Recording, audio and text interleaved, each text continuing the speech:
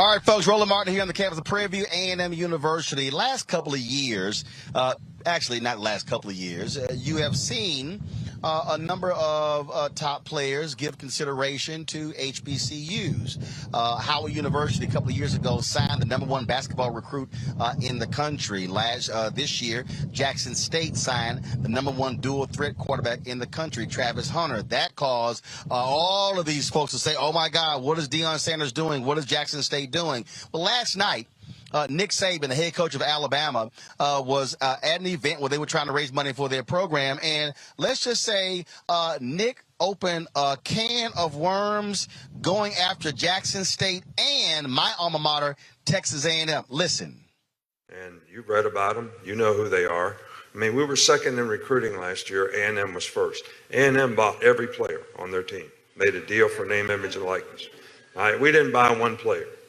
All right, but I don't know if we're going to be able to sustain that in the future because more and more people are doing it. There are rules, just like Nate said.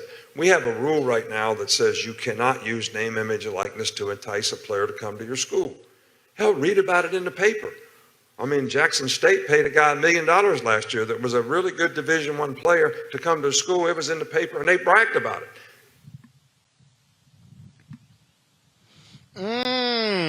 Really? Well, Jimbo Fisher, who worked with on the staff with Nick Saban when they were at LSU, let's just say he was a little pissed off, held a 10-minute news conference, and he was breathing fire the entire time. We do things, the ethics in which we do things, and these families, it's despicable that a reputable head coach could come out and say this when he doesn't get his way or things don't go his way. The narcissist in him doesn't allow those things to happen. And it's ridiculous, but when he's not on top. And the parity in college football he's been talking about, go talk to coaches who coach for him. You'll find out all the parity. Go dig into wherever he's been. You can find out anything. And it's a shame that you got to sit there and defend 17-year-old kids and families. And Texas A&M, because we do things right, we're always going to do things right. But we're always going to be here. We're doing a heck of a job. These coaches have done a great job. Our players have done a great job. The whole organization of recruiting people. It's despicable that we got to sit there at this level of ball and say these things to defend the people of this organization, the kids, 17-year-old kids and their families. It's amazing. All right, well, Travis Hunter actually sent this tweet out. I got a meal, but my mom still stay in a 3-bedroom house with 5 kids with a laughing emoji. Then Deion Sanders responded to his tweet, said, I don't even make $1 million, LOL, laughing emojis. That was about 9 hours ago. He gave an interview with Gene Jock Taylor of Anscape where he said, Deion said, no, we ain't about to have a private conversation. Coach Saban, he probably has called me. He said, no, you made your comments in public. We're going to talk about this thing in public. And also, Jimbo Fisher said Nick Saban called him. Saban said, no, I ain't taking this phone call. Then Fisher went even more so. He said, hey, y'all should look into Nick Saban's past. Now, here's what's interesting with this whole deal. And, Greg, we talked about this on the show. When top black players in basketball and football start saying the hell with the major white schools and start coming to HBCUs, then these white coaches are going to lose their mind because if what Travis Hunter has done starts a trend, he was a #1 dual threat quarterback in the country, had committed to Florida State. He start coming to a Jackson State. You got Hugh Jackson hires the head coach at Grambling. You got Reggie Theus, who's the athletic director, basketball coach now at Bethune-Cookman. You've got Eddie George, the head coach at Tennessee State. Prairie View has hired their new coach. What is Bubba's last name? Bubba McDowell used to play with the Tennessee Titans. He's now the head coach here. So now what's happening is you got Gary Payton, who's coaching in Oakland. Now all of a sudden, with name, image, and likeness, now all of a sudden you can create these collectives. If you got a player who, let's say it was a 3 or 4 star sitting on the bench for 3 years at Alabama, they can now go to other school. They see what's going on. Nick Saban's trying to protect that $9.5 million he's making, Greg. Exactly right, Roland. Let me be very clear.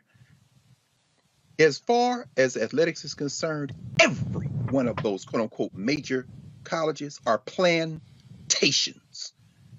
Texas A&M produced Bear Bryant. Remember, Sam Bam Cunningham, who just made transition last September. In 1970, when University of Southern California beat the hell out of the University of Alabama in their stadium, Legion Field in Tuscaloosa, Bear Bryant is reputed to have said, "I got to get me one of them." Guess what was the biggest commercial for integration in the history of the United States? Black athletes. And in the NBA, they tried to collude with the NC2A a couple of years ago and put that Rich Paul rule in. Why? Because you got LeBron James, high school buddy, with more power than all these damn general managers and the commissioner of the NBA. And when it comes to professional athletics, known as the slave economic concern, also the Southeastern Conference, the Big Ten and Pac, notice I said professional. Why? Because that boy Saban knows that he ain't got to go out, because the U of A is a brand. Texas A&M is a brand. USC, Ohio State, Michigan are brands. Name, image, and likeness blew it up, as you said, Roland, as you've been talking about it for months. With NIL, you can take your image anywhere. Well, guess what? The only thing holding this whole criminal enterprise together was not having a slave rebellion. Oh, but it looks like in Coach Prime, you got the right one, because Coach Prime knows that that plantation relies on you having overseers at the high school level who don't even tell these black athletes about HBCUs. So what did Coach Prime do? A couple of months ago, he tweets out, "High school coaches, give me a chance to come on campus." See, you can't look away with Coach Prime. Why? Because he was prime time. He was your man when he was making you them plantation dollars at Florida State. But now he knows how y'all set this up so these boys and girls, and I'm talking about women too in terms of basketball, never see the assistant coaches the plantation send out. And then finally, Coach Prime, and I know you saw his press conference today, Roland, this is what he said, and this is why I'm sure you said what you said. He said, "Coach Saban wasn't talking to me. Coach Saban wasn't talking to Jimbo Fisher." He said he was talking to his boosters. He was talking to his alumni. He was talking to his givers. He was trying to get that money, Sanders said. That was what he was doing. He was just trying to get us to go where he is trying to get to. Meaning what? Look here, boy. When they start going to the HBCUs, the plantation game is over, and Nick Saban is fighting for his life, and I hope you cut his whole damn head off, because I wouldn't send nobody related to me by blood to the University of Alabama. Go on Tuskegee. Go on to Alabama A&M. Go on to Alabama State. Research the history of these schools.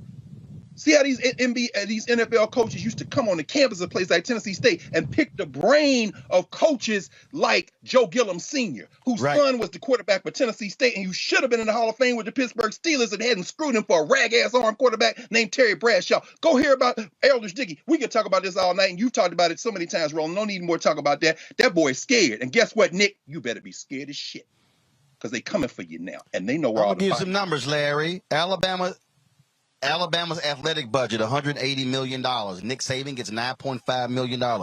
The entire Jackson State athletic budget is $8 million. Supposedly, Jackson State gave Travis $1 million. Deion only makes $300,000 at Jackson State. The bottom line is what they are freaking out. They are freaking out that just like a lot of the top black academic students, again, I'll use my nephew as an example. Okay, I'm an A&M graduate. His mama is. His daddy is. His other uncle is. Okay, so you got four Aggies in the family. He came to Prairie View for 2 years, and he was going to go to A&M and finish and get his degree in construction management. Chose to stay here for the 4 years, and so one of the top academic students. What they are afraid of, they are afraid of the top athletic black players doing the same thing that is happening on the academic side, because they understand that that's their meal ticket. Yeah, Roland, we had in the last 24 hours shots fired. Nick Saban going after your boy Jimbo Fisher, and unfortunately, Deion got caught in the middle. But the one thing that's really important here in terms of what you were talking about and Dr. Carr talked about is really talking about the empowerment of the black athlete. So that's what's really going on here.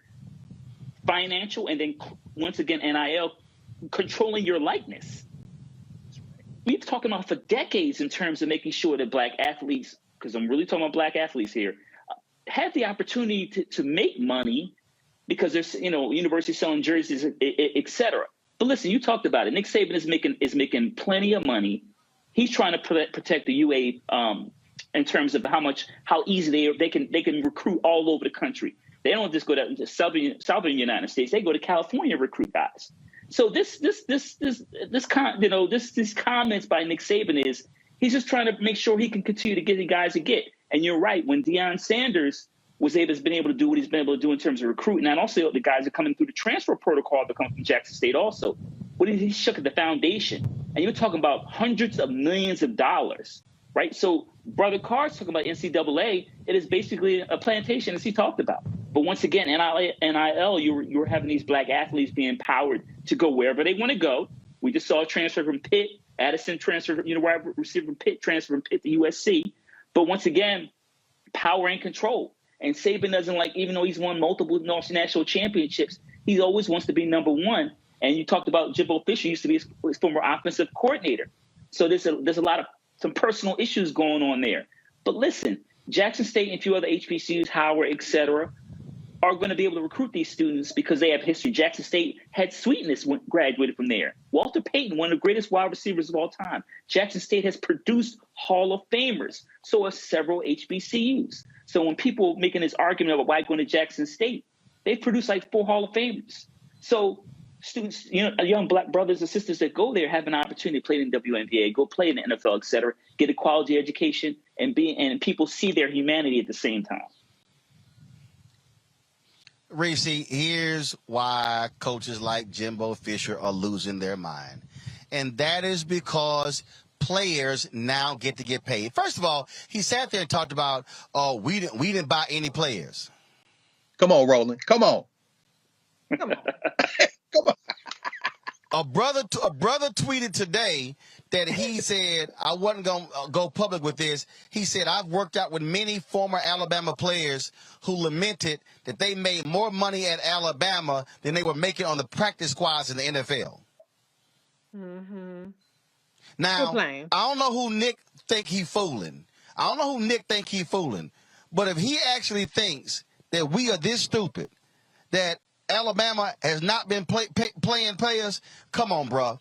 The bottom line is this here. They are upset that they don't get to control the players. It's a brother who is the top receiver in the country at the University of Pittsburgh.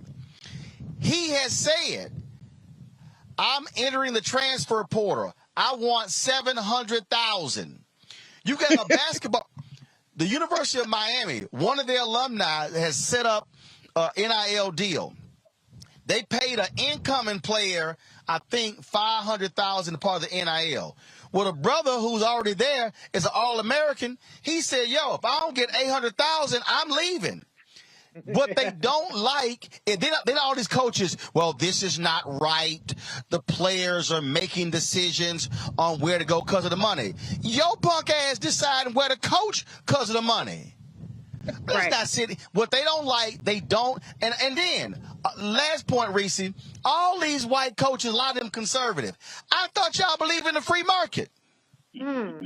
Ain't that something? I thought the free market says get what you can where you can. Oh, now the players get paid. Now they literally are going to Congress saying, y'all got to pass a law. This unfair. Go ahead. Well, first of all, get money. Get every last one of y'all, get every cent that you can get. I'm all here for it. But what this is revealing is white folks who have every privilege, every advantage to the tune of hundreds of millions of dollars or over $100 million advantage, losing their shit when that advantage is still not enough.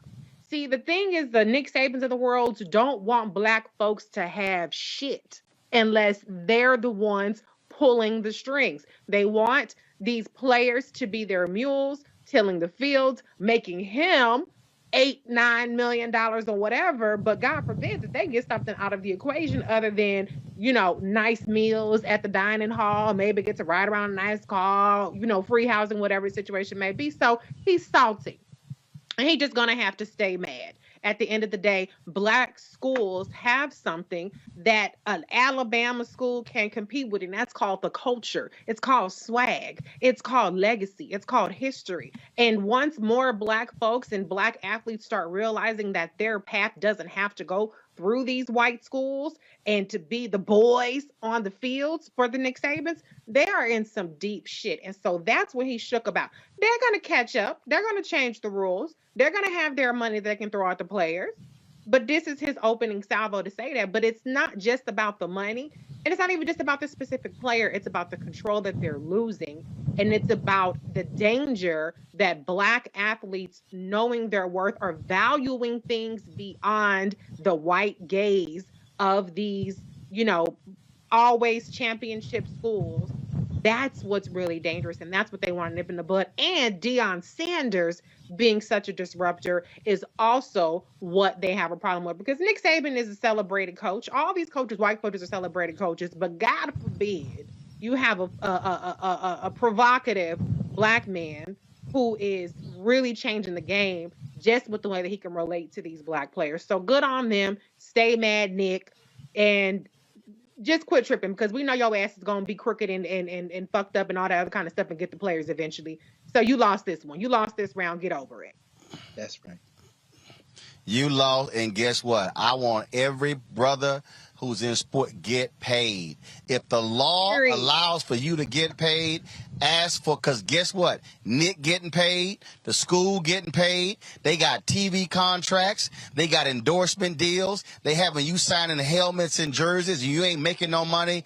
Damn it, get paid. I told y'all America is a capitalistic society, and the reality is the talent is I've been making the money, and it ain't no different what I've been saying to all these HBCUs. Y'all need to be looking at every single one of y'all contracts and saying, hold up, are we properly monetizing and getting our value? I said it. I don't understand how the State Fair Classic is not on television. Prairie View and Grambling should be looking at their contract and saying, okay, are we making enough money? Grambling should be able to get enough money for the State Fair Classic to bring their band to Dallas. They have it. Okay, somebody should be looking at that contract. All I'm simply saying is, folks, this comes down to the money, taking advantage of the opportunities. And so, hey, if a HBCU can create a collective, Grambling has created a collective that allows for them to go create NIL deals for their players. That's exactly what should happen. So if you got some brother who's a backup to the backup at one of these Power 5 schools, go find $50, $75, $100,000 and say, come on down. Because guess what? The NFL will still find you. Jerry Rice is in the Hall of Fame, and he was down there at little bitty Mississippi Valley State. That's right. Trust me, when you got talent, they'll find you, but get paid. So Nick Saban, you can cry all damn day you want to. We don't give a damn when you crying. So Deion don't care. Jimbo, Texas A&M don't care. And trust me, I don't know whether the October 8th game is going to be in College Station or it's going to be in Tuscaloosa, but I will be on the sideline because I want to see who going to get cussed out when A&M plays Alabama on October 8th. All right, folks, back to our Roland Mark Unfiltered video in just one moment. Folks, Black Star Network is here. Hold no punches. I'm real revolutionary right now. Support this man, Black Media. He makes sure that our stories are told. Thank you for being the voice of Black America, Roland. Stay black. I love y'all. All momentum we have now, we have to keep this going. The video looks phenomenal. See, this difference between Black Star Network and Black-owned media and something like CNN. You can't be Black-owned media and be scared. It's time to be smart. Bring your eyeballs home. You dig?